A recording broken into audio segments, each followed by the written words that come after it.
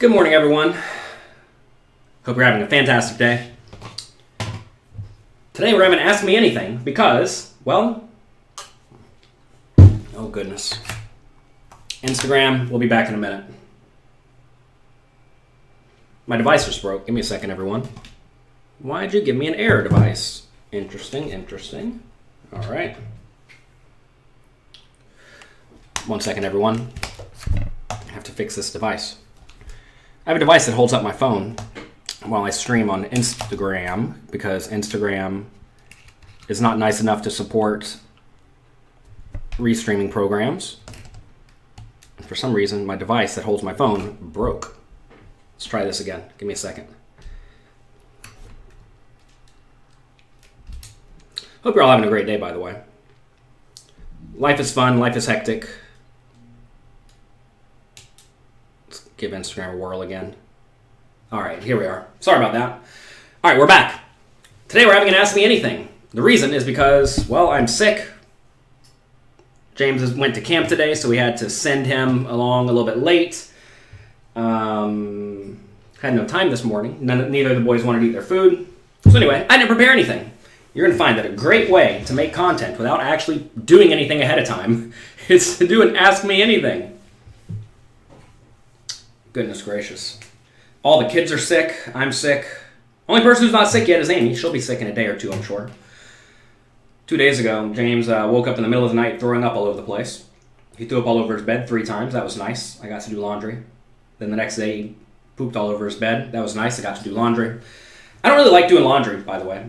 I'm actually adamantly against it, but I had to do laundry, I think, 6 times over the last 4 days. So that's fun. So anyway, today's an Ask Me Anything. So type in your questions and I'll answer them as I see fit. Before we get started, while you're typing in your questions, we had a winner to our Valentine's Day giveaway. Actually, we had 3 winners. We had 3rd place prize, which I believe got a few months of Poker Coaching Premium. That was for Steve Ferns. 2nd place, I believe he got 6 months of Poker Coaching Premium, Kevin Pryor. And 1st place winner got 6 D&B books for themselves and for one of their friends. That was for Skylar. So congrats to all of them. They have been emailed. So that is excellent. Congrats to them. If you have not already checked out Poker Coaching or Poker Coaching Premium and you want to get it at a significant discount, the Valentine's Day sale ended yesterday, but I believe you can still get it for the next few hours at pokercoaching.com/Valentine sale. I'll type it right here. Poker Coaching. If you know you're going to study poker this year, that's the way to do it. You get a significant discount. I did the math. It's something like $3 a day for Poker Coaching Premium. If you can't make more than $3 per value off Poker Coaching Premium, well then, you're not trying. I'm looking up, but still show up live. Fair play. Dedication. Yeah, well, everybody else would have canceled today. Will I be offering a World Series of Poker package? I should probably consider that, huh? Where is my papers? Don't even know where my documents are to write down anything. What a day we are having. We are so ill-prepared. Let's see. World Series Poker package. I'm actually not playing a whole lot of the World Series. I do know that. This summer... First of all, it's kind of annoying that they haven't released the full schedule, which makes scheduling difficult because... Well, for me personally, because I guess maybe I'm a bit of a diva. I like to stay at a relatively nice place at Palm's Place, and there's only like 4 or 5 of these units. They're 1-bedroom units. It costs like $150 a day, which is, you know, slightly pricey, but fine. And it's way nicer than the regular place. It like has a tub, and it has a big balcony, and it has a living room. It's great because I always have a company retreat during the World Series, and everybody can come and like hang out in the big living room, and it has, you know, a full kitchen and whatnot. So it's good. But I have to book that well in advance. So I already booked it for this last leg of the World Series. First leg of the World Series, I'll probably just stay in a hotel. So anyway, I'm going to go for the beginning for the World Poker Tour Tournament of Champions. There's also a $25,000 World Series of Poker event right at the beginning. And then I'm not going back until probably a week before the World Series main event. And then I'll stay out there until the end. Then after that, I'm going to go to a conference of angel investors that Jason Calacanis puts on, called Angel Summit. I'm sure you can Google Angel Summit to check it out. He wrote this book. Where is it? Here it is. He wrote this book, which I think is good. If you want to invest your money in people who want to work hard to better the world, Angel is a good book for you to check out. So anyway, will I be offering a World Series package? I don't know, man. I don't like need to sell action for it, so it's almost like I would be selling it for fun. Maybe I just sell out like 100 $10 pieces or something like that. Does poker coaching costs come out of your bankroll? Any expense that goes towards poker should come out of your poker bankroll, in my opinion. Like tipping money, like gas prices, like food, etc., etc. Have I ever told coaches to not teach something on poker coaching? I've not yet. Most of them teach reasonably well. Some of the stuff I don't even necessarily think is optimal or ideal, but I realize at the same time, you can play very different strategies of poker and then still crush it, right? I mean, look at like Phil Hellmuth compared to a GTO robot. They probably both have comparable ROIs in World Series of Poker events, yet, you know, they're very, very different. So how is that possible? Well, you can win in various ways at poker, and I'm certainly not the only one who knows the right way. Great example of this is we have Faraz Jaka and Jonathan Jaffe coaching for me because, well, they're absolute crushers. I don't know what their ROI is, but it's got to be through the roof because they don't actually play all that much. Yeah, they win all the time. And they play very exploitative poker. And that's something that I'm not the best at. I recognize that. And I'm sure they're saying to do things that I have probably never even attempted. And that's important. It's good to learn from. When you played sit and goes, did you play single table turbos? Yes, that's all they really had back in the day. Actually, when I first started just sit and go tournaments, back in the day of party poker, before party poker reinvented itself, the way sit and goes worked is you would actually select the seat, so you got to pick which seat you sat at, and whenever all the seats filled, you would start, and then you would play 10 hands at each blind level. And then the blinds would go up, so it wasn't a timed thing, it was 10 hands per level, which I actually liked. I thought it was good. When did I manage to break through playing micro stakes poker? I was 18 years old. I was playing 25 cent, 50 cent limit hold'em, and I broke through relatively quickly. I mean, I would say broke through. I took it slow. I mean, I always kept a big bankroll in terms of big bets, and I took it slowly. Always kept a big bankroll. You're going to find it. If you always keep a big bankroll and you always play with an edge, there is no, like, breaking through. It's just crushing your opponents consistently and not being overly greedy. Mike Matisow posted the other day, whenever I made the video for a little coffee, how to win 100K playing poker or something like that. He said, yeah, but how do you not lose 100K? And the answer is you don't take it all to the table at the same time. You take 1% of it to the table and you're patient. But a lot of people, they get a hold of 100K and they just want to blast 25K into the next thing. Because, hey, why not, right? They want to get rich immediately. But poker is a great way to get rich slowly and a horrible way to get rich quickly. If you want access to the Poker Coaching Challenge, send us an email. Anytime you have any questions about pokercoaching.com, email support@pokercoaching.com. Obviously, I can't do anything right now. I'm in the middle of a webinar. But check out Poker Coaching, or email support@pokercoaching.com. You're just in spot on the final table bubble. Blinds were 20-40. You shove ace-5 offsuit from the button for 3 big blinds. Small blind fold, big blind says he has to call with 8-5 offsuit. Is that the right call? Probably not, but maybe it's close. Do you always make sure you're priced in? No. Sometimes you want fold equity. Have I been to Boston to play at Encore? No. But I would. Let's see. Should high-hand promotion that you win go towards your hourly rate? I don't know. I mean, I've never won any sort of, like, real jackpot. If it's, like, a minimal amount, like, say every half hour they give out $500 or something, just sure, put that in your bankroll. Don't count that as, like, you crushing your opponents in that hour, though, obviously. Count that more instead of that's just money you had at the end of the year, right? And if you win an extra $1,000 every year from random jackpots, well, that's probably the amount you paid into the jackpots anyway, right? Would you make a webinar on the tournament I won last month? Which one are you referring to? The online ones? Those will be part of the tournament masterclass I'm in the process of making. I'm actually finally getting started with it. It's taken me forever to just get caught up on routine stuff. Y'all may not know this, but if I do not have a clear plate, I have a hard time starting new projects. I just finished excelling at Tough No Limit Hold'em Games, a big book that took way longer than I thought.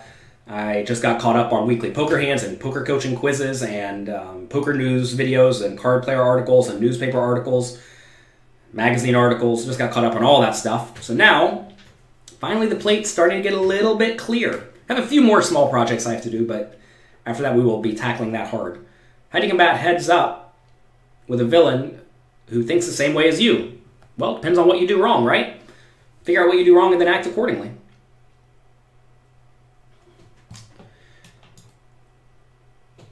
When we hear about the winners of the Poker Coaching 30-Day Challenge, we already announced that. Check your email. If you don't, well, if it was you, you probably would have known by now. But send us an email, support@pokercoaching.com, and we will let you know. But we announced that about a week or two ago. Let's see. On boards like Queen, 4, 3, King, 5, King. Listen, whenever you're writing down boards, first off, if you want to make it easier for you to think about poker, always list high to low. High to low will be way better than high card, low card, middle card. That makes literally no sense. Always Queen 4, 3, King 6, 5, Queen 7, 2. You'll think about poker and you'll remember hands way, way better. All right. In position as a pre-flop raiser, what would you suggest to do with middle pocket pairs? Depends on how many players you're against. If you're against one, you should probably be betting small and frequently because you have a big range advantage. You plan on playing the World Series online tournaments? No. In my experience, I have not. I tried playing a few times. They couldn't verify my location. They wouldn't let me put in money. It was a big pain. Last year, one of my friends won a tournament for $450K, and it took him 5 months to get a cash out, despite him being a very well-known person in the poker space who plays all the super high roller tournaments and whatnot. And it took him forever to get his money out. So it's ugh, I don't need to deal with that. Some things you just don't need in your life, you know? And the thing is also, usually when you're playing online, you don't have a giant edge. So, yeah, you'll make money doing it, but at the same time, I'd rather just focus on whatever tournament I'm playing or not worry about it. That said, I saw they have a 10K this year. Maybe it's just worth it to put it in there for the 10K. But I'm certainly not going to sit there and grind a $500 tournament all day when I could take a day off and be way happier or whatnot. What's my view on 10 big blind under shove versus fold as long as it's possible to wait for premium? Look, you should pretty much follow a shove or fold chart as long as you're not in a bubble scenario when you have 10 big blinds. You cannot just sit there and be a nit. If you sit there and be a nit, you will lose almost every time. Someone came to me a long time ago. They were bragging about their short stack strategy.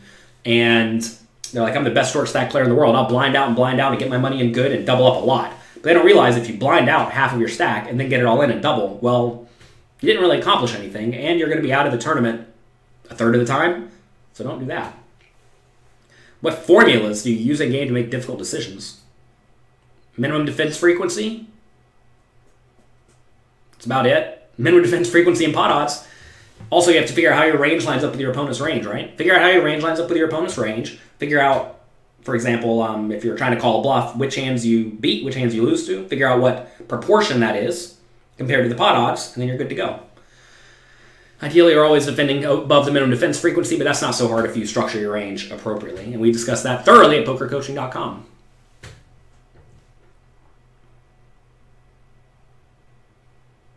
Have we ever made a video discussing various types of boards? I mean, the Poker Coaching Cash Game Masterclass goes through all sorts of various types of boards and how to play all those. You say the sale is over. I think if you still try to go through the Valentine's Day sale right now, I think it'll work. If it won't work, let me know.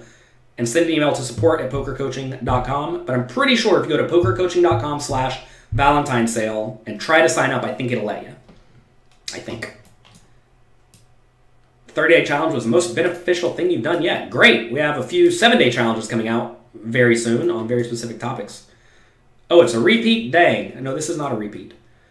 I typically don't do repeats when I'm at home. You'll know if I'm at home because I'm not posting about poker tournaments on Twitter.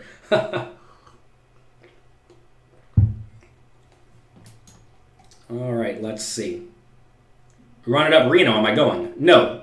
You all, I've discussed thoroughly what I do in terms of my poker play. It's very, very important to realize that at some point in life, time becomes your most valuable asset. So, what do I want to do with my time? And the idea of going out and playing tiny buy-in tournaments away from my family, away from my wife and kids, away from my work, for all of you, does not make sense. When I go out there, I literally make $0 because you have to pay for flight and hotel and all that.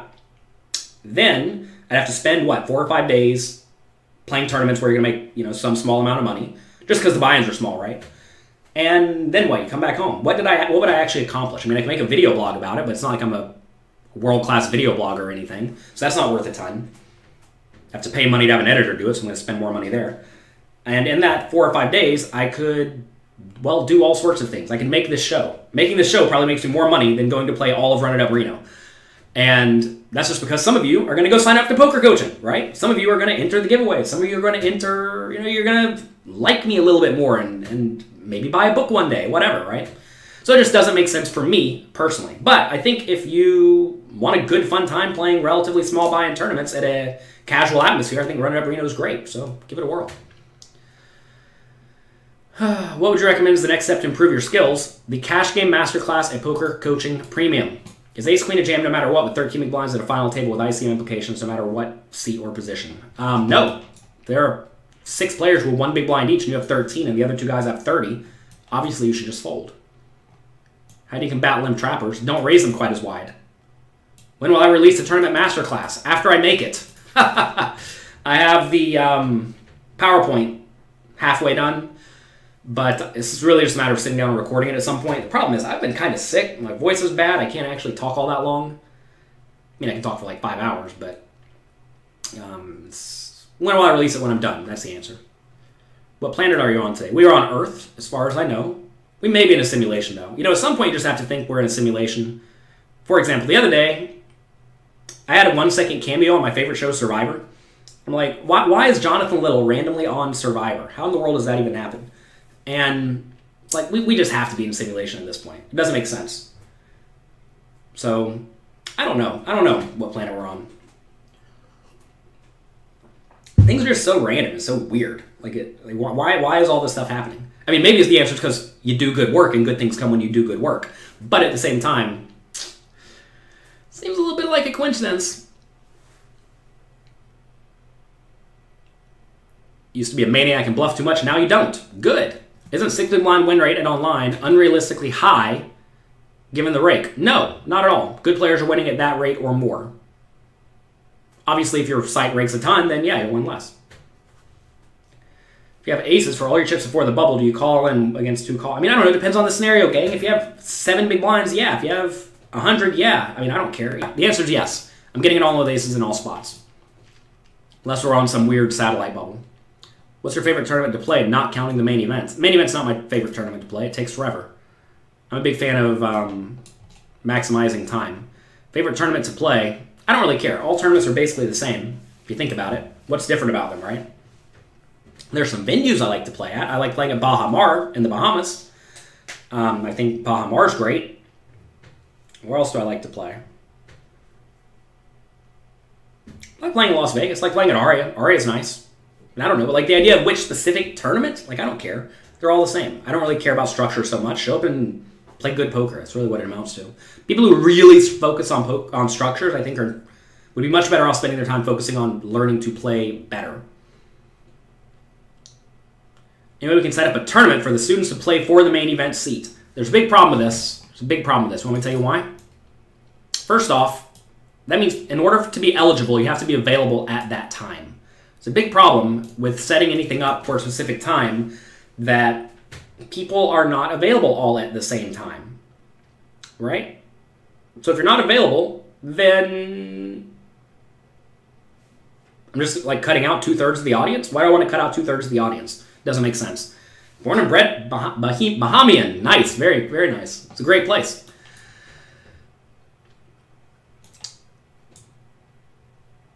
You hope to put him on the map at the World Series this year. Very nice. Good luck with it. Say hi if you see me. Let's see. You're going to be out of the World Series last week of June. Do you know my schedule yet? I'll probably be there last week of June. You'd like to be there if there's a breakfast? There probably will be a breakfast.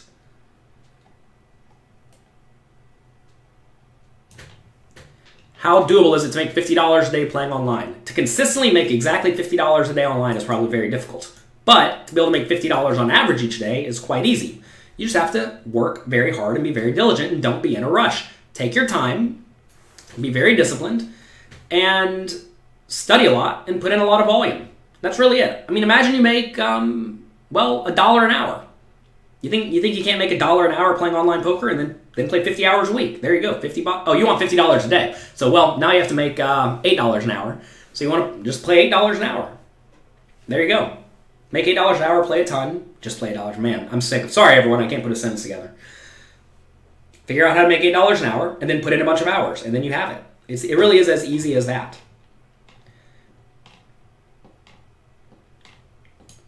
Have I been to Las Vegas recently? I guess you're saying that there are not 5-10 games outside of those places. I know there are. I know there are games at MGM every once in a while. I know there are games at Red Rock every once in a while. I know there's games at Caesars every once in a while. You just have to be disciplined, and you have to have good connections to get the call when those games start, and you have to be willing to get up and go there and make the game start. So many people don't realize you can't just sit there and be a taker. In order to succeed in life, you have to provide more value than you take. And a great way, two great ways really, to provide value to the casino is to essentially start games for them, right? Start games for them, and then also give them money. Sounds bad. But if you give the floor man money and you help them start tables, they'll call you every single time a whale walks in and wants to play bigger. Every single time. When I used to live in Vegas, I'd get calls all the time saying, hey, whale wants to play, come play. And you know what? You get your butt up and you go play. And, I mean, I don't know what it was. Probably like 20% of my win rate when I used to sit at Bellagio came from me playing 10-20 no limit. I was there every day playing 10-20 no limit. But then somebody wants to play 50-100 or somebody wants to play 200-400. Guess what? Jonathan Little gets up and goes plays with that person. Because that's where a lot of value comes from. And the floor people love you. And you get, I'm going to say priority, but you kind of do get priority, right? Whenever that person does stroll in at midnight when you're not there, they'll give you a call and say, hey, you want to come start this game? And you say, yes, I'll be there in 15 minutes. Then you print, right? Let's see. You're having trouble closing out final tables. Well, figure out what the problem is. Are you getting there too short stacked? Or are you playing too tightly? I mean, I don't know what you're doing wrong. You need to play great. That said, winning is not actually the goal. The goal is maximizing value. Am I going to Jacksonville? No, I'm not going to Jacksonville. I'm not going anywhere until the World Series, most likely. How do you maintain discipline when you play? Realize that every time you make a play that is not optimal, you give away your money. You really want to give away your money? You're still giving it away every time you play poorly. Anytime you go on tilt, you're giving away your money. Anytime you punt off a stack, you're giving it away. Anytime you get up to go pee and you blind out for an orbit, you're giving it away. So you have to be disciplined and you have to be smart. And you have to value your time and energy and effort. So don't give away the money. Have you thought about getting your coaches on a little coffee? Well, the problem is a little coffee starts at 9 a.m. Eastern time. No one's awake right now. Literally no one's awake right now. As Kevin says, click the like button, click the subscribe button if you have not already. That goes a long way to helping me. If you appreciate my efforts, then it's a nice, easy thing for you to do. What's the best thing poker has given me? A life where I can do whatever I want within reason. What more do you want besides that, right? How often do I play in Vegas besides the World Series? Almost none. Is aggressive the best style to play? The best style to play is one that maximally exploits your opponents, whatever that means. If your opponents are too weak and tight, yeah, being aggressive is pretty great. If your opponents are super calling stations, then being aggressive with your good hands is pretty great, right? Can't believe you're even commenting to me. Well, why not? Hello, welcome, good morning. You played your first live tournament in St. Petersburg, Florida. You bought the Cash Game Masterclass for $60. You made $250 profit in 4 hours. Is that good? Sounds good to me, but I would tell you to put in a whole lot more volume. You all agree that we're playing in a simulation? Who knows? Politics are a funny thing. Let's see. What are my recommendations for someone who has little hours to play due to your job? Well, spend the time you have. To be fair, when you say little time, there's this idea. It's not really what you do from 9 to 5, but it's what you do from 5 till 9. 5 p.m. till 9 p.m. Maybe 5 p.m. till 9 a.m., right? If you really want something, you will dedicate time to it. I became a professional poker player when I was going to college and I was working a full-time job and a part-time job. And I still found an hour or two a day to put to poker. Because, hey, think about it. 8 hours a day. I slept 8 hours a day. I worked 8 hours a day. I went to school 6 hours a day. Something like that. That left 2 hours a day for free. Spent those 2 hours a day studying. Right? Don't be lazy is the answer. I hate to break it to you. I mean, maybe you're working legitimately 3 full-time jobs. If that's the case, then yeah, it's going to be tough. But if you only have one job working 40 hours a week, or 50 hours a week, or 60 hours a week. You just have to be disciplined and make time if it's actually something you want to do. Is there a practice book for modern poker theory? Not as far as I know. Make your own questions, though. But yeah, as far as I know, there is no study book at the moment. It's a good idea, though. What are my opinions on the ICM and or the flaws in the model? It's definitely good enough. All their alternative proposed models. I mean, ICM with future game simulations is essentially what you want to be looking at.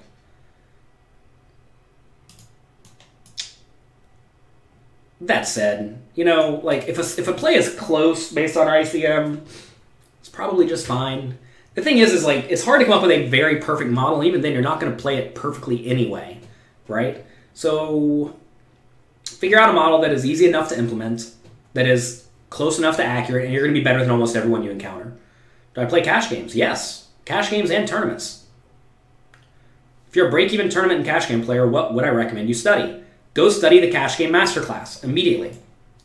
What's my favorite in-casino food place? Well, I hate the Venetian, but I really like the restaurant Cut. It's very good. They have very good steak if you like steak. What are my thoughts on Party Poker signing BBZ? I have no thoughts on this. As long as I don't even know BBZ really. As long as they provide lots of value, then sounds like a good signing. If they do not provide lots of value, then it's not going to be a good signing. I do think a lot of the sites have had a really tough time actually getting good value out of the people they sign because they don't actually provide value. But maybe he'll be different. I don't know. I have no thoughts. I'm not really educated on the topic. Because, for example, imagine they paid BBZ $5 million a year to sign up to make streams for them or something. Is that a good value? Horrible value, right? Imagine they paid him $3,000 a month. It's probably a great value. So it depends on the deal, right? When you're 100% guaranteed for the ticket, why would you play aces when you have 20% to lose? Well, exactly, you shouldn't. When you get up and leave a cash game, you get up and leave a cash game when you're no longer profitable. Or when you're tired of playing. Should you memorize pre-flop ranges to the T? No, not required, but you should roughly know the principles that come from pre-flop charts and whatnot. Do we have plans on offering classes on other games? Not at the moment. I've actually talked to a few people about making other games. Problem is that the people I know who make content for the other games are usually already employed by other training sites, so you kind of have to poach them. And that's harder than you would think. Also, nobody really wants to do tons of work, and like having one class on PLO is not really going to help anyone.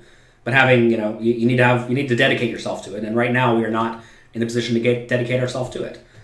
What kind of coffee do you drink? I use an AeroPress. This is green tea this morning. I already had my coffee. It was Purity Coffee that I had. Can you all see this? They sent me some coffee. Thanks to them. Check out Purity Coffee. It's good. I use an AeroPress. I've been using AeroPress for, gosh, 15 years now or something. It's good. Nice way to make one good cup of coffee. What's my favorite tournament story? Something that made me laugh. I mean, I don't know. I'm bad at stories. I've been tinkering with the idea of making a mainstream book about poker and life, and I've read through a bunch of the other ones that are available. And a lot of people really like to tell stories. Or maybe they think that that's what people like to hear are stories. Like, it's going to sound bad. I don't really care about stories. Stories are fine. Stories are good. Stories are exciting and memorable and nice. But at the same time, I'm much more concerned with the principle that comes from the story. I don't need the story to remind me. But I do understand from reading books and studying that a lot of people will associate a story with something and they'll remember it way, way, way, way better. I have a bad memory. I really do have a bad memory. And I have a very difficult time remembering things. In terms of celebrities, I don't know. Good celebrity story. There was a tournament I wasn't involved in. I was coaching Kevin Pollak, he's a celebrity, for a weird tournament that Poker Go was putting on where 5 pros played against 5 amateur players. But it was a sit and go with the 5 pros they played. Doyle Brunson, I think Jason Mercier, Vanessa Selbst, 3 other people. I don't remember who. Vanessa Self's one. Then, on the other table was Kevin Pollak, Brad Garrett, who I now help him a decent amount. We're good friends. Hank Azaria. Was it Don Cheadle there? I don't know. A few other people. And anyway, I got the call from another one of my students who is a movie producer that worked with Kevin saying that Kevin's going to play this tournament. He's going to be way too weak and tight. I need you to talk to him and get him good. And ideally, go there and help him while he's playing. So I couldn't be in the room, and I did not have access to any hole cards. But I was watching and observing on a TV. I was watching like the stream, essentially.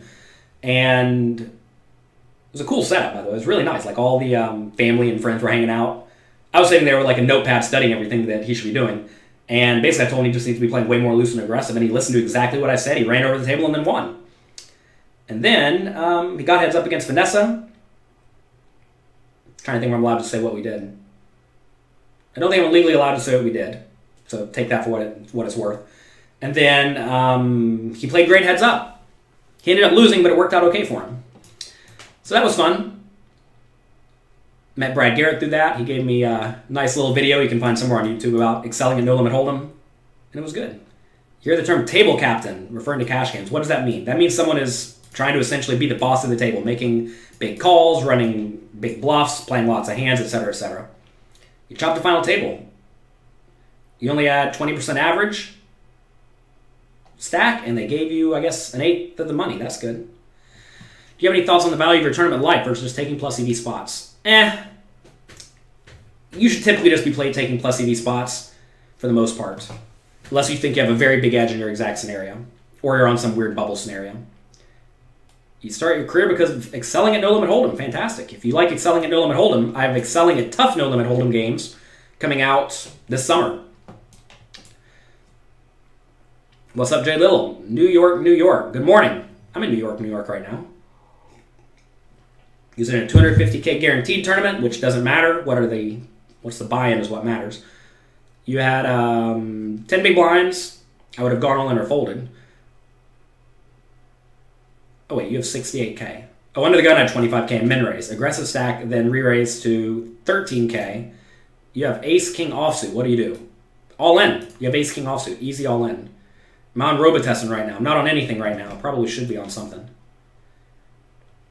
You like the mystery bounty idea. I think the mystery bounty idea is a genius idea. Poker sites online have been doing their absolute best to make poker be more of a luck-based game. And what better of a way to make poker more of a luck-based game than give everyone a random bounty and someone's just going to get lucky and win a whole load of money. Don't exactly know how it works, but basically everyone gets a bounty on them. Somewhere between $100 and I think, what is it, $250K? For a $1,500 buy-in tournament. So randomly, if you bust someone, you can get $250K or $500K or something absurd. So that's cool. It's a good idea. It's going to attract a lot of gambling-ish type players, I think, and I think it's going to be a big success, which is actually kind of bad because, well, it just makes poker more and more luck-based. So do you want poker to be more and more luck-based? Some people do, some people don't. You live in Australia, 10% rate capped at 15. Whew! Is it criminal or not worth playing? Well, it's not criminal, it's certainly legal. Is it not worth playing? Probably.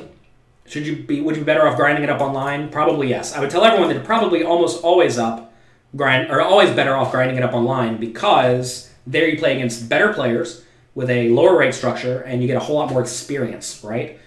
You have to realize when you're trying to start playing poker and trying to start succeeding, your goal should not necessarily be to win as much money as possible. Your goal should be to get as good as possible so you can then win as much money as possible in the future. And that means that the idea of going and winning, let's say, $30 an hour at 1-3 right off the bat isn't actually the goal. You'd much rather, in theory, make $10 an hour playing online, learning a whole lot more, playing 5x as many hands, and having very clear study practices because you have all of your hands saved, right? So I would generally tell you that you should almost certainly figure out a way to play online. And if you're playing live, you also need to be playing online for practice and experience, right? Like maybe play live 5 days a week and play online 2 days a week. How do you structure your studying? Listen, I mean, for most people, if you just study any at all, it's going to be better than what most people are doing. But I would generally tell you to review the hands that give you difficult situations. Do you ever have people help prep me for tournament? Or have you ever had others help me prep for tournaments? I mean, look, whenever I'm playing tournaments, whenever I go to play a tournament, I have a few friends, and we'll all show up and we'll look at each other's table and then we'll text each other reads. I mean, that happens all the time. That's just good poker. But I mean, obviously you do your own homework to the best of your ability between days. But I mean, like, honestly, I don't care that much. What is the rank online? It depends on the site. Hand history. King 10 on the big blind. 51 big blinds in the money. Under the gun, min raises. Small blind calls. You call King 10. I guess this is spades or suited, or it doesn't matter. Flop comes Ace King 10. Under the gun bets 50%. Small blind calls. You raise. I would never raise here. Big mistake. This is a spot where under the gun has a gigantic range advantage and gigantic nut advantage. You never want to raise in this spot. Just call. All right, so you raise. Opponent calls, turns a 9. Stack to pot ratio. You jam. He shows aces. Overplayed your hand? Absolutely. Check call flop. Probably get out of the way. Do you believe in an afterlife? I have a problem with the term believe because I try to not have beliefs. I try to have things that I know and obviously probably can't know one way or the other. I mean, do we want to talk about beliefs? I think beliefs get a lot of people in trouble at poker, that's for sure. They believe what they're doing is right and they end up losing all their money. I am more than happy to be proven wrong at any aspect of my life because I recognize that I'm not a genius. I don't know everything. And what I think doesn't actually matter. I think that's very important. It's an important concept a lot of people don't recognize, that your thoughts about any topic are irrelevant if you're not an expert. And am I an expert on the afterlife? Obviously not. Right? So my thoughts do not matter. And if my thoughts don't matter, I tend to not have them until I have done very diligent research. Unfortunately, on things like afterlife, you're going to have a difficult time doing research, most likely. Things like poker, you can be way more close to accurate. That said, I'm happy to be proven wrong one way or the other. Good example, defending the big blind, right? I used to be a little bit too tight. Then I seesawed. I was way too loose to the point that I was defending like 100% against late position raisers who I didn't think were great. Now I think the right numbers against late position raisers, something like 85% as opposed to 100%. And, by studying with Munkersolver, you learn that maybe you should actually be a little bit tighter in those spots. So you learn. And you adjust, right? How do you get around the most recent rule change, big blind ante? It's just the same as regular ante. Nothing changes here. Watch the video I made on YouTube. Google Jonathan Little big blind ante. It'll come right up. 2-5 game maniac bets 25. Hero calls with pocket twos. 2 callers. Flop comes 10-8-2. Checks his maniac on the button. He goes all in. Well, obviously call. Easy call. You have bottom set. Bottom set's the nuts. Don't fold the nuts. You're about to go to a meetup game with Brad Owen and Andrew Nemi. Have you ever played with either of those guys? I have not, but I've worked with Brad Owen. He's promoted poker coaching a bit, and he actually has, I think, 4 quizzes on poker coaching, and with any luck, we'll work with him again this World Series, so we'll see. It's better to learn hand reading or GTO. Those are kind of the same thing, right? GTO is one specific strategy, but if you're smart, you know how to adjust GTO to take advantage of whatever you think about your opponent's strategy. What are good study habits? Put in time and be disciplined, right? That alone is a ton. And also, prepping for a session. I mean, the idea of prepping for a session is kind of, I'm not going to say foreign to me, but I would tell you that instead of getting prepped for a session, instead just live your life great to the point where you're usually in decent shape, you're eating right, you have a nice, clean mindset, to the point you don't even need to really prep because you're just always prepped. For example, look, I'm sick right now. I've had a hectic morning, but if you told me I had to go get up right now and go play a $25,000 buy-in tournament, I'd get up and go do it, right? Because if it makes logical sense, I will, and I will be playing at like 98% capacity because I'm just always generally in fine shape. What a lot of people do wrong is they're never in good physical shape. They haven't studied in forever. They are eating bad. They don't go to the gym. They don't keep their mind clear. They have nonsense running through their head at all times, and then inevitably they're just in a mess. So if you're in a mess, then, well, it's very different than if you have your act together. How do you exploit an exploitative player? Figure out how they're going to adjust and then counter-adjust. We talk about this in Modern Poker Theory, the book right back over there. If you're trying to exploit your opponent and they properly counter-adjust, they are going to absolutely demolish you. For example, if you think your opponent folds too often, But in reality, they decide to flip it on you and start calling every time. You're going to get crushed. So if you know your opponent thinks something about you, flip it on their head and demolish them. I do this a lot in live tournaments. I think in the high-stakes live tournaments, people think I play a little bit too tight. But in reality, I'll play a little bit too tight up until a few specific spots, usually turn and river, but I just get absurdly out of line and steal lots of pots that don't belong to me. And that's highly valuable, right? They think you're never going to bluff or rarely going to bluff, then you can bluff them out of their seat all the time. If you want to do anything, you'll find time for it. That's it. Is it a priority? If poker is a priority, or fitness is a priority, or health is a priority, or meditation is a priority, all of that, whatever is a priority for you, you will find time to do it. Would you risk half your stack 5 hours into a tournament with pocket tens? This is a bad question. You have not explained it at all. If it goes 50 big blinds, call, call, call, call, call, call, call, and I have pocket tens on the button, do I call? No. Sorry for being way behind on these comments. You all are asking lots of questions today. I apologize for not being able to catch up, and I probably won't get caught up today because the show's over in 15 minutes. If you're enjoying the show, click like, click subscribe. Check out the Valentine's Day sale, pokercoaching.com/Valentine sale. Sale will be going down at any moment. If it does go down, email support@pokercoaching.com and tell them I told you could still get it. We'll go from there. Is there a possible update? I don't know. You have any advice for how to play 100 big blinds deep where every single player is a mega nit who only bets with premium hands? Yeah, raise a lot and then fold and they re-raise you. Steal every pot that doesn't belong to you. This is what I used to play back at 10-20 no limit at Bellagio every day. All my opponents were a little bit too tight. I would raise a ton pre-flop. I continuation bet a ton on the flop. And if they raised me at any point, I would fold almost everything. And I would win, solid $120 an hour. Nothing fancy. Not a huge win rate. But you can't have a big win rate when everyone's a nit. But you can have a nice, easy, consistent win rate, and I certainly did. Just don't pay them off. That's really the answer.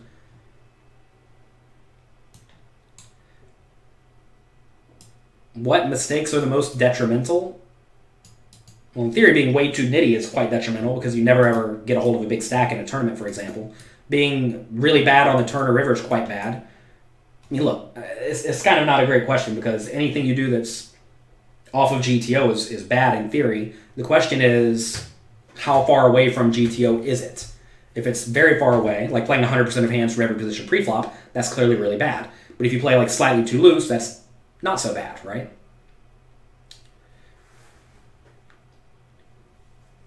You like how I'm honest about almost never playing in Las Vegas. As someone who's lived and been there the past 5 years. I mean, why would I not be honest about not playing in Vegas? I don't play in Vegas a ton because they only have one great tournament series. They're in the World Series. That's basically it. The problem is they have one other good series at Bellagio during the winter, but it's in December, right around the same time as both my kids' birthdays and my birthday and Christmas time and holiday season, and my parents usually come to town then, so I'm never going to go to that again. If I was going to go to a series, though, they have EPT Prague at the same time, which I generally like more because it's just very different, and I can use online money to buy into that, which is always very nice and very convenient. And you can put in more volume. So the only other series I would very seriously consider going to would be that one at Bellagio in December, but it just lines up very poorly for me. There's not a whole lot else. I mean, I guess if I was going to play stuff like Poker Masters, if I had a little bit more money and a little bit more... Do I say gamble or an ego problem? They're kind of the same. If I had a little bit more gamble in me, I may go play those. But there's really just not very many great tournament series. I mean, why would I go somewhere if there's not great tournament series? The problem is I like to play high buy-ins that are soft. And there just aren't a whole lot of those in Vegas. 1-2 cash game, you open at $10 with pocket queens in middle position, small blind calls, 150 deep. Big line makes it 25 with 80 behind. You jam. Yeah, easy jam. That's fine. That is fine. How's the Omaha book coming along? It's basically done. Jay Nandez wrote me a Pot Limit Omaha book. That'll be published by D&B Poker in the near future. Longest cash game session? I don't play long sessions. Long sessions are for fish, as far as I am concerned. Longest cash game session, maybe, what, 15 hours, 16 hours, something like that? Every time you play poker, you sit down, hit a huge hand, you're doing good, next thing you know, you play a hand you shouldn't, and you're busted and you're going home. Well, sounds like bad bankroll management to me. Ideally, if you lose, you shouldn't be losing one hand. What percent of poker is luck against, or skill? I don't know, it's a bad question. Because obviously there's some luck, obviously there's some skill, but it depends on the game, right? Some games have higher variance than others. Are you a fish? If you play 40-hour sessions, probably. Do you always gamble with weaker players when getting the pot odds? What does gamble mean? Or do you wait for weaker players to punt their stacks? No, listen, it's very important to realize if you are not giving the weaker players action, they are not going to give you action. So yeah, you need to be in there playing with the weaker players, which means you're going to have a lot of, you need to have a big bankroll because you're going to have swings, right? What's your best World Series finish? Not very good in the main event. I think I've cashed 1 or 2 times. I don't even remember. Not very good. For other events, I think I've had 2/3. So almost good. Almost good, but not quite. Both times they were almost good, too. They could have been way better. I remember one of them I lost with aces back-to-back when we were 3-handed. That was a lot of fun. Have I ever been snooty with a deep stack? Not sure. When's AB's next tournament? I don't know. It's going to be a while. I see all of you wrote me a million questions. We're just going to skip some of them. Get to the bottom here. See if we have anything timely. We'll start right here. Cash game. You feel you're afraid that when you're winning 2x your full buy-in, you're afraid to lose. All these things should not matter if you're playing properly bankrolled and you understand that your goal is to just play great. That's all you can do. Am I playing World Poker Tour Tournament Champions? Yes. I said this at the top of the stream. The World Series schedule is play World Poker Tour Tournament Champions right before the World Series, a $25,000 tournament. May actually start before it. I don't know. There's a $25,000 tournament right then, too, at the World Series, and then there's like nothing else for a while. So I'm going to play for like a week right at the beginning. Going to come home, then probably going to go out for 4 or 5 more weeks at the end. That's the goal. Look at these shark emoticons. Aren't they cute? If you're a subscriber on Twitch, you get to use these shark emoticons. Valentine's link is no longer available. Brutal. Let's see. It was available actually like just this morning. Let me see.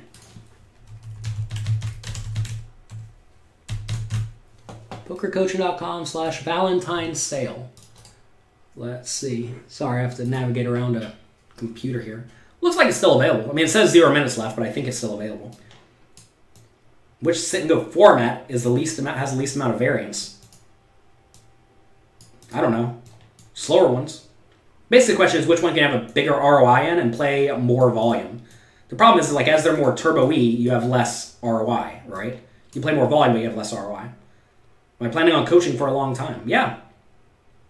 Where do you see the training content going in the next year or the near future? I don't know. I was actually asked by some of my business mentors the other day, where are you trying to go? What are you trying to accomplish? I don't know. I'm trying to put out good content and make all of you better at poker so you can enjoy your life more. Valentine's Day sale seems to still be live. Like I said, it says 0 minutes, but I'm pretty sure if you click on anything, it'll still function. Do you think Galfon was too overconfident versus AVD? I don't know what that means. Overconfidence is a weird issue. Do I think he put out a challenge that was probably a little bit optimistic? Yes. Is there any poker coaching premium membership deals? Yes. PokerCoaching.com/Valentine's sale. Here, I'll type it right here. Am I playing any tournaments outside the U.S.? I may go play the PokerStars thing in August. I'll play whatever big tournaments Party Poker puts out. They have a lot of good series. Really, my plan, I'll tell you what my plan is basically find the Party Poker $10,000 buy-in tournaments and play those a bunch. And that's it. Play a lot of those. Bankroll requirements for PLO8, I have no clue. I have no clue what variance looks like in pot limit on my 8 or better. Slow 8-handed sit and goes have the least amount of variance. In theory, I think slow heads-up sit and goes would have the least amount of variance, right? Because you cash like 50-ish% of the time, and if you're like 55% across the board, you will have relatively low variance, I think. Not that it matters. Like, none of that matters, right? Just play games where you have a big edge. Isn't it detrimental that poker rooms are moving towards taking promotional money? Yeah. Especially given the fact that most good players don't actually collect the... most good players don't actually collect the bonuses. For example, at a lot of places, they would have limit hold'em and no limit hold'em in the same bad beat jackpot pool, which is ridiculous because limit hold'em gets to the showdown more often, which means inevitably they collect the bad beat jackpot more often. You're creating a poker scrapbook and would like to add a few haunting hands for my... I don't have any haunting hands. Can you send it? Francisco, I have literally no idea what you're asking about. Send me an email. Send me a message on Twitter and we'll consider it. which book do I recommend if you are trying to take your game to the next level?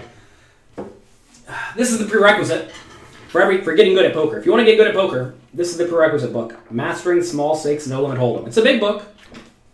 Not for the faint of heart, but this is it. Mastering Small Stakes No Limit Hold'em. You can get it at jonathanlittlepoker.com/mastering. It's a good book. It's a hard book.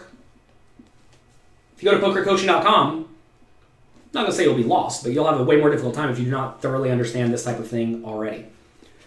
So yeah, it looks like the Valentine Day links all still work for me. If you click on them and try to buy them, it'll still work. Do you recommend a stop loss? If you have tilt problems.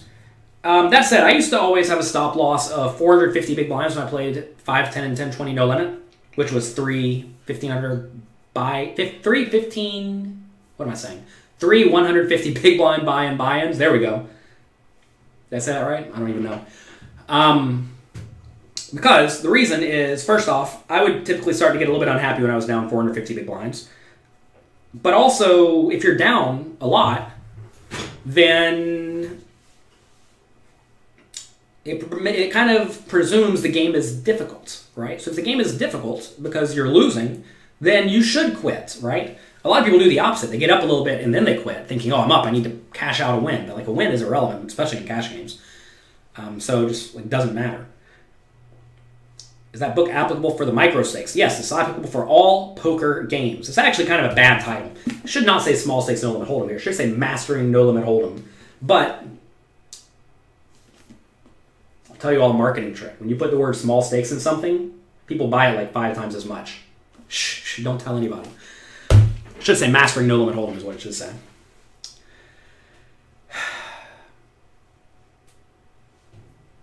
So with that 450 big blind stop loss, I would actually quit there something like 80% of the time. Something like 20% of the time I would just run like really bad. Sometimes just run really bad, and that's A-okay, right? But if you are just like kind of getting it in even-ish, or getting it in poorly, or getting run over, or whatever, if the game's not good, you should back up and quit, right? Because you're not making money. You have to realize you're playing to make money for the most part. Is it easier for you if you are not recognized at the table? I'm always recognized at the table. How's that for a big-time thing to say? But it's true. I actually am recognized every time I'm at the table. But even then, it's probably like 7 out of 10 people. It's funny, actually. I was in Borgata just last week. I was there with a guy named Nate Silver, who people know from politics. He has a site called 538. We rode up there together from New York. And we were playing 2-5 No Limit Hold'em together just for fun. And one guy there just like loved Nate Silver, and this guy thought he knew everything about politics and everything about poker, and he kept trying to give me advice. And he didn't know who I was, that's for sure. I think he thought I was the worst player ever. He's like, why would you raise these guys? They're just going to call you every time. It's like, yeah, because I have aces. And they had the 9-5, and they outdraw me. They outdrew me. But I'm not recognized all the time. Do your wife and children travel with you at times? Basically, no. I don't think I've ever taken my kids anywhere for a poker trip. My wife basically doesn't go either, because why? What's the purpose of my wife going to a poker trip? She's going to sit there by herself? Do I really want my wife to sit around by herself? No. My wife has a career. She has a new job recently, Senior Vice President of Tax for GE Capital. Whatever that means. My wife's probably way smarter than me.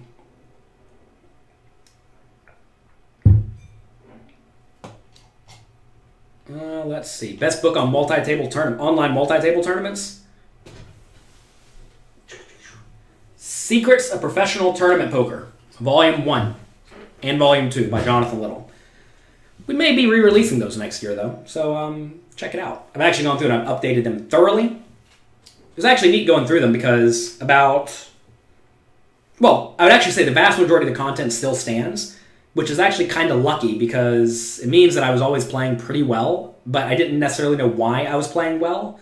And now I have a much better understanding of fundamentally sound poker, and I know why I make the plays that I make, and it's like a way better framework in my mind that I can use to teach all of you, right? As opposed to saying, bet your draws without showdown value, whereas you don't bet the draws with showdown value. Learning that kind of thing is nice whenever you see it also implemented by solvers and whatnot. Not even a great example, but basically I have a much better framework for how I understand poker. Which of your courses would you say to prioritize for a 50 no-limit cash game player with many weak players? The Cash Game Masterclass. think you can check it out at pokercoaching.com/cash. Let's see.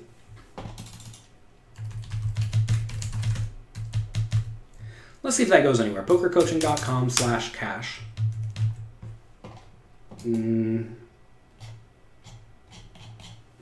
Yeah, pokercoaching.com/cash. Does that have that? Yeah, it does.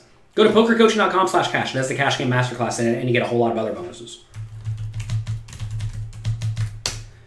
When we start teaching my kids about poker, whenever they feel like it, we're going to teach them about all sorts of games. They play Go. Well, James plays Go Fish currently. Do I think my wife would be good at poker? She'll be fine at it. She's smart. She's won a charity poker tournament. Actually, my most recent video blog is a video blog of my wife winning a poker tournament and then me losing every poker tournament. See if I can find a link for that real quick. Go to youtube.com/pokercoaching. Click on videos. Scroll down a little bit. Let's see if I can find this. I'm sure. Oh, here it is. Amy wins the New York City charity tournament. Hello, everyone. I'm Jonathan Little. Before we get started with today's video blog, I went to Borgata and then lost literally every poker tournament. There you go. Best advice for an online tournament player for a small stakes no limit hold'em player. Best advice? Just play great. Learn to play great.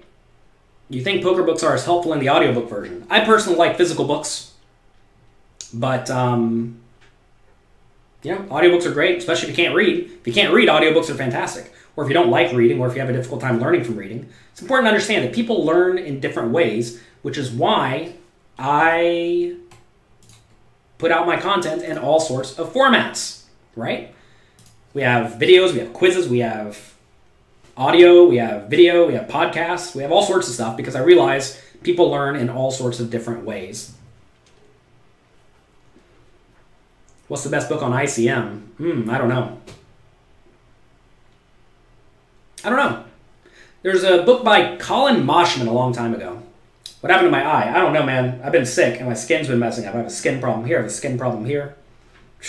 Man, I don't even know. It's just like dry, patchy skin.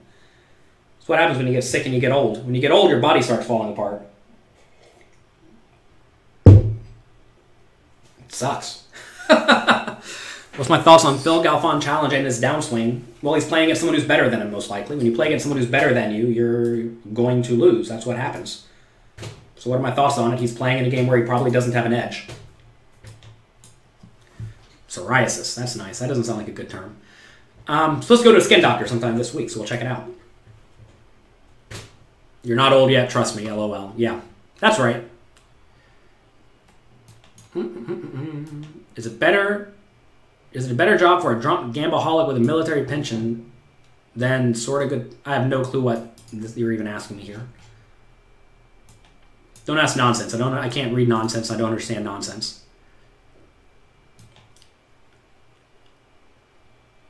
As a poker coaching premium member, do you get the actual book or audiobooks included? I do not think many audiobooks are included, or many of the books are included. There are a few PDFs there. Problem is I don't actually, I'm not in charge of these books.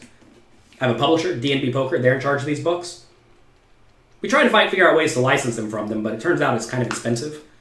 And, we're not actually charging you all that much money. If we start paying, call it $30 for rights to books out of the, whatever per month membership it is, then we stop making money.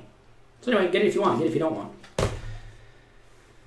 Let's see. You typed the wrong URL for my site yesterday and went to a bad page. That's a 404 error. Could you tell your web guy? Computer image. Look, if you type the wrong URL, yeah, it's going to take you to the wrong spot. That's how the internet works.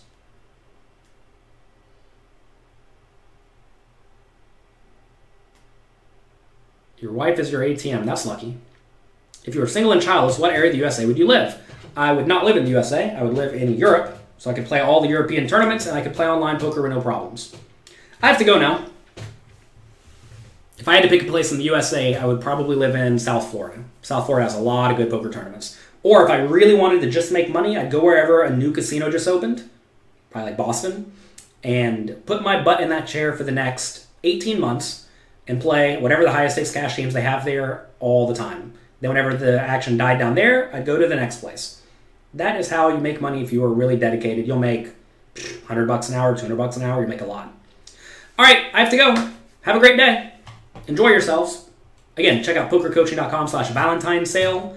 If you missed out on that, if you can't get a link to buy for whatever reason, send us an email, support@pokercoaching.com, and we will hook you up. Good luck, have fun. Thank you all for being here. Sorry for being sick. Man, I'm out of it. But I'm still here for all of you. Good luck, have fun, do something nice for someone. Click like, click subscribe, click share, leave reviews, do whatever you can. I do my best to help all of you, so, help me out a little bit in return. I would appreciate it. Good luck, have a great day, and I will talk to you again on Wednesday, bright and early, 9 a.m. Eastern Time.